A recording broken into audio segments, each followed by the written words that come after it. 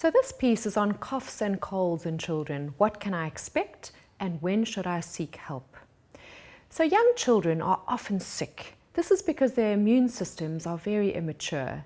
Most of the illnesses they contract will be minor viruses causing mild illnesses such as the common cold. Sometimes they are more serious and need further medical attention or investigations. I'm going to be giving you a guide as to what to expect from the common cold and when to seek medical attention and when it may be something else, like an allergy, for example. So what is the common cold and what are the symptoms? The common cold is an upper respiratory tract infection. That means it involves the upper part of the respiratory tract, the sinuses, the throat, and the upper airway, mostly caused by viruses and most commonly the rhinovirus. It affects mainly the nose, sinuses, and throat, so everything above the chest. The common cold is often seasonal and the viruses are more common in cold, wet weather. Colds are extremely contagious and catchy and often spread through families. They literally go viral. It usually starts with symptoms of fatigue. In children, this is often grumpiness, sneezing and a headache, followed by a runny nose, and in about half of children, a cough. The cough is mainly due to excessive mucus production in the upper airways. In other words, there's a proper postnasal drip. The majority of children have a low-grade fever with a common cold, so 37 to 38 degrees Celsius, but fever is rare in adults. Most of the symptoms of a cold are actually due to the immune response of the body to the virus. As we fight the virus, we send out a host of chemicals which make us feel pretty lousy. Symptoms peak 2 to 4 days after the start of the illness and generally last 7 to 10 days, but anything up to 3 weeks. The chest is not involved in the common cold, but a cold may, in some cases, progress to a bronchitis or a pneumonia. So how can I help my child during a cold? Generally, if a child has a low-grade fever that's under 38 degrees, has periods of playfulness even if it is after a dose of paracetamol or so, is eating and drinking relatively well despite the illness, and is not too lethargic or irritable, then you can sit it out for a few days.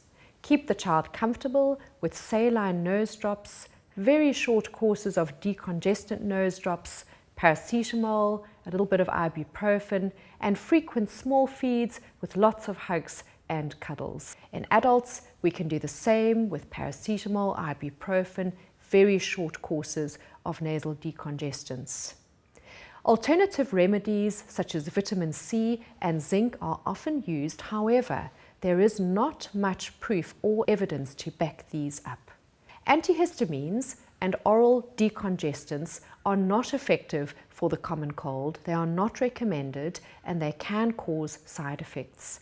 Antibiotics also are ineffective in the uncomplicated common cold. They are overused and this can lead to complications such as antibiotic resistance. At the moment, there's no effective antiviral medication for the common cold. Now, when does my child need to see a medical practitioner?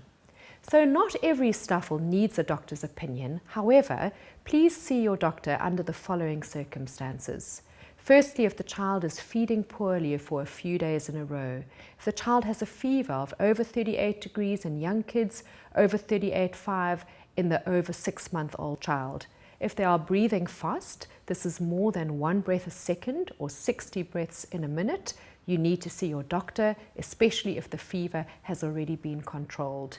If there's a wheeze when breathing out or a whoop when breathing in, it might be bronchitis or croup, and you should see your doctor. And lastly, if the cold has lasted for more than 7 days or seems to be getting worse at any stage, rather seek medical attention in case there is a complication such as an ear infection or a tonsillitis. Now, when could it be something else such as an allergy? Well, the common cold can certainly mimic hay fever. But remember, the durations are usually different. Hay fever normally lasts for a season, and a common cold lasts for 2 to 3 weeks. In hay fever, there's itching and sneezing and a clear nasal discharge. In a common cold, there can also be itching and sneezing, but the nasal discharge is normally first clear, then opaque, and then yellowish as the cold progresses. Also, in a common cold, there may be more generalized symptoms such as lethargy, fever, and loss of appetite, and we should not get those symptoms with hay fever. These conditions can look very similar, and if you are not sure, then please see your medical practitioner, because hay fever is treated very differently to the common cold.